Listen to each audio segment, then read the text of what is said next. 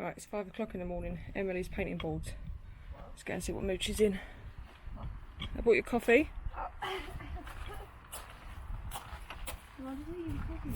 How's it going? I won't swear. It's very cold.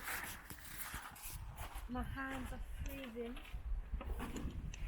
And I can't really see what I'm doing, so just as well it's a back, isn't it?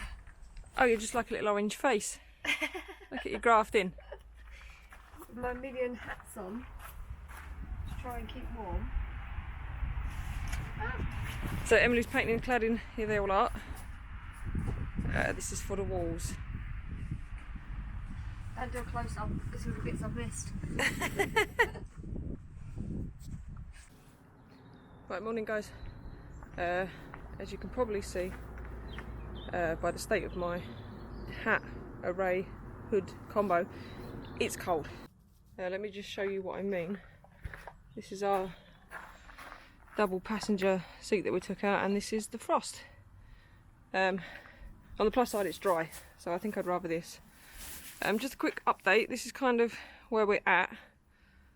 I'm just starting on putting the walls in, so I haven't filmed any of that, so it's basically just been cladding the same as it was the ceiling, and then anywhere that's going to be like, this is going to be under the garage, I'm just using ply rather than cladding all the way around, because it's just a waste of cladding really. But yeah, we're painting these up white, painting them on both sides, but like I say, you're not going to see any of this, so that's alright. And then yeah, that's the cladding, so I'm going to crack on and get the rest of it in. And then maybe Emily will be back to do some more painting. Maybe. Probably go shopping, but we'll see. Right, let's bow. Got all the crap out the van. Put a little fire on. It's roasting. So I've got some panels here that I pre-cut yesterday. So there's one for around the wheel arch. And I've got another one up there. Emily's painted those up, so I'm just going to crack on and try and get as much of the walls installed as I can before I need to start building up for the furniture.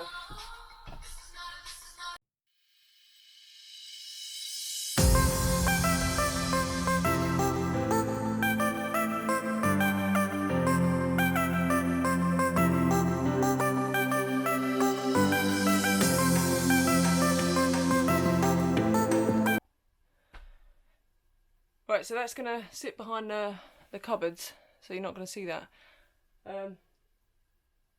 To try and get my level, I'm literally just going to have to work, I think, from the van floor, because obviously I'm not park level. The ceiling is pretty level, but it might have little alterations, and because I'm going to be running the cupboards off that, I need that to be relatively straight. So yeah, I'm going to spend a while now getting that in the right place, and then I'll extend it down at the other end.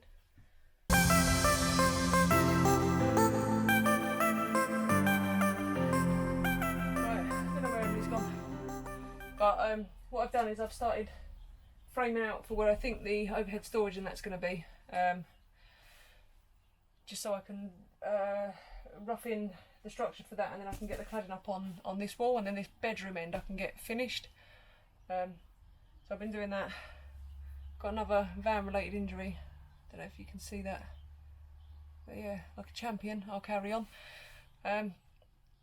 So yeah, I'm just going to crack on, get that bit of cladding up, and then probably next I need to get build like a surround where I've removed the bulkhead, so I need to get that made up and fitted before I can carry on that way, otherwise my cladding that way will be in the way. So yeah, we're going to have a few spaceship walls left for a little while yet, but I'll get that done, and I'll get these overhead cupboards, make a start on those. So yeah, I'm just going to get on with this really, see how it goes. Something's bound to go wrong, almost certainly.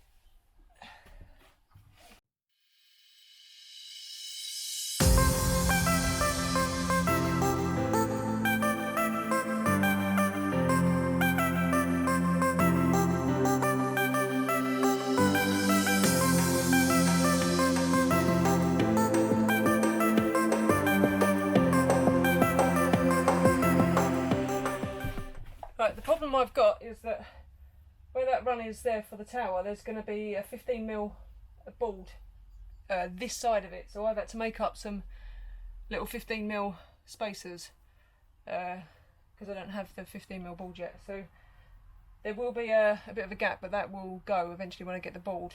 But the difficulty is trying to hold the spacer, get the board level, drill the holes, put the screws in by yourself is a nightmare. So if you can get someone to help, you know, if you've got a loving partner, a helpful partner who gives a shit, then it's probably best to ask them to give you a hand. Or if you're like me, you just have to try and do it with sheer luck and magic, really.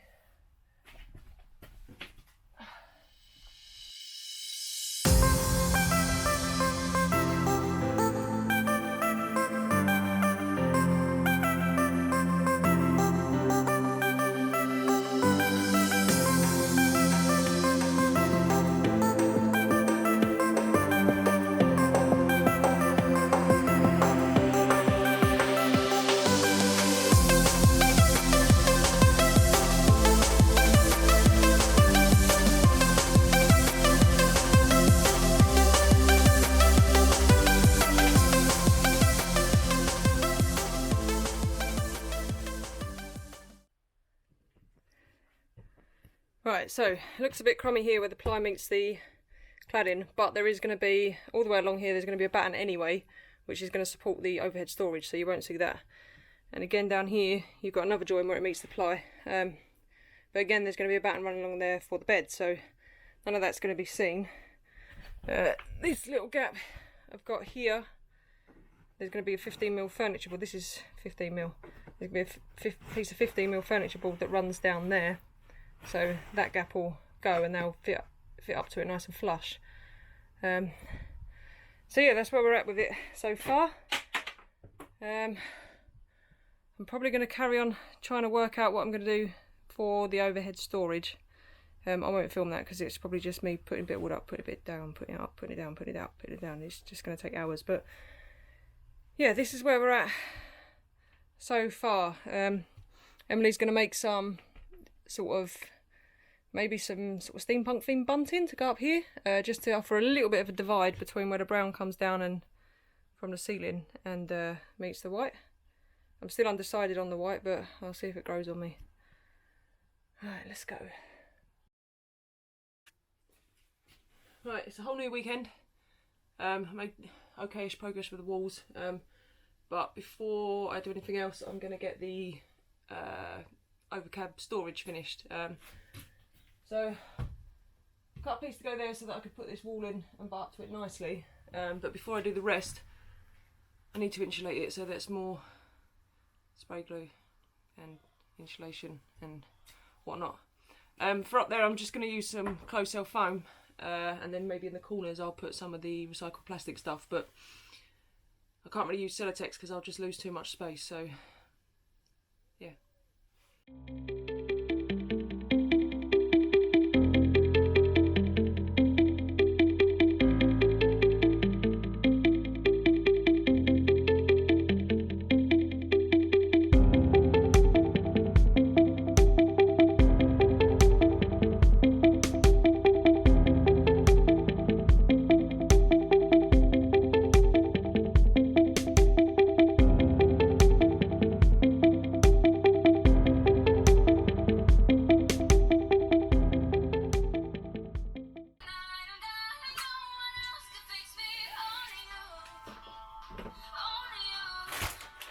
This foil tape, I've had two lots, one from Wix and then this expensive one from Screwfix. The one from Wix is far better.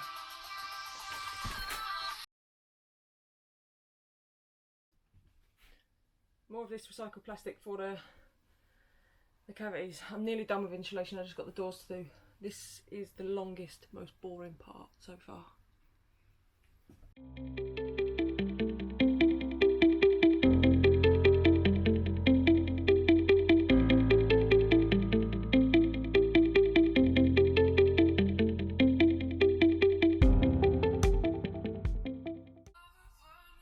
Right, so this is it, insulated. It's not easy. My vapour barrier probably isn't completely sealed, but It's the best I can do. So what I'm going to do now, you could probably leave it like that, but I'm just going to run, I've got some carpet left, so I'm just going to run some carpet over it to tidy it up.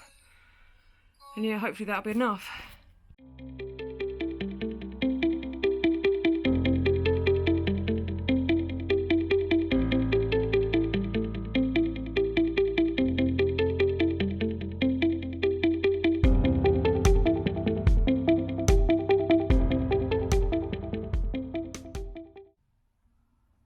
Right, so I don't know if you can really see, but I need to clean up some of the overspray, but yeah, that's it, carpeted. It wasn't easy, but it's just better than the vapour barrier or just obviously the metal, so yeah, that'll do. You're not really going to see it, so I don't know why I've bothered, but hey ho.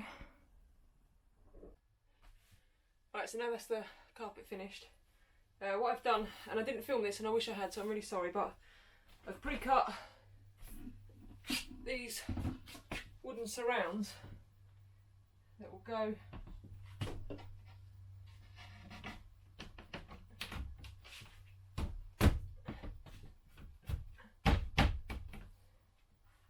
if you can see that, that'll go in there. And then what I've done is I've drilled out these are the original fixings that I kept when I removed the bulkhead, so I'm going to use those to fix it back in place. But yeah, I'll get it all fitted and then I'll show you how I scribed it all out and whatnot.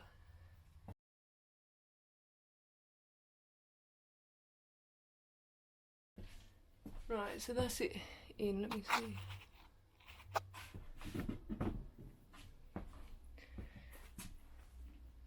Yeah, so basically it just tidies up those untidy edges that I had when I took the bulkhead out. Just finishes that off, but I'll show you. Okay, so what I've done is I've just followed the shape roughly of the what was already there. Come up round. What I'll do is where this piece meets this piece, I'll probably just glue a piece on and clamp it to the back just to hold that nice and flush. And then to fix it, these are the original fixings that came out of the bulkhead, so there's already riv nuts behind it that they just go straight back into.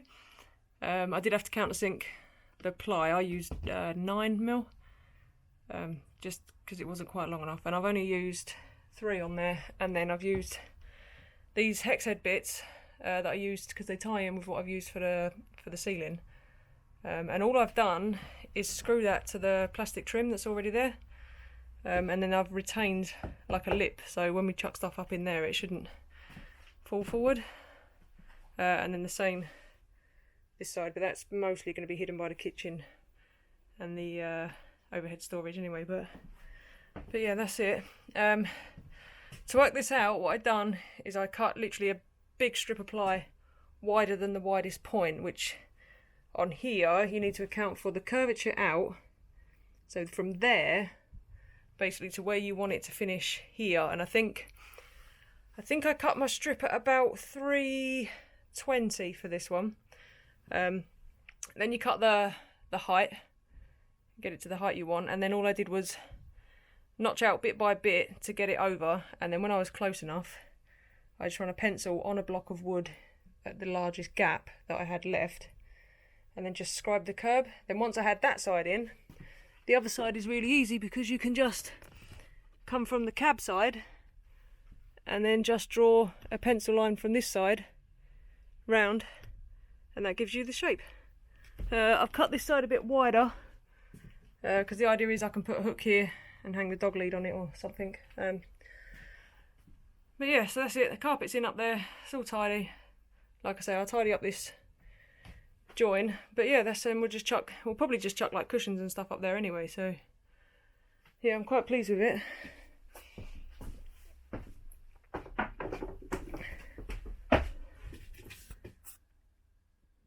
So yeah, from the back you can see that's kind of what we've ended up with. Originally I was going to put a door on it, but the gap that you've got is so narrow that by the time you build out a frame for the door, you're really limiting what you can get up there. So if I don't like it, maybe we'll put a door on in the future.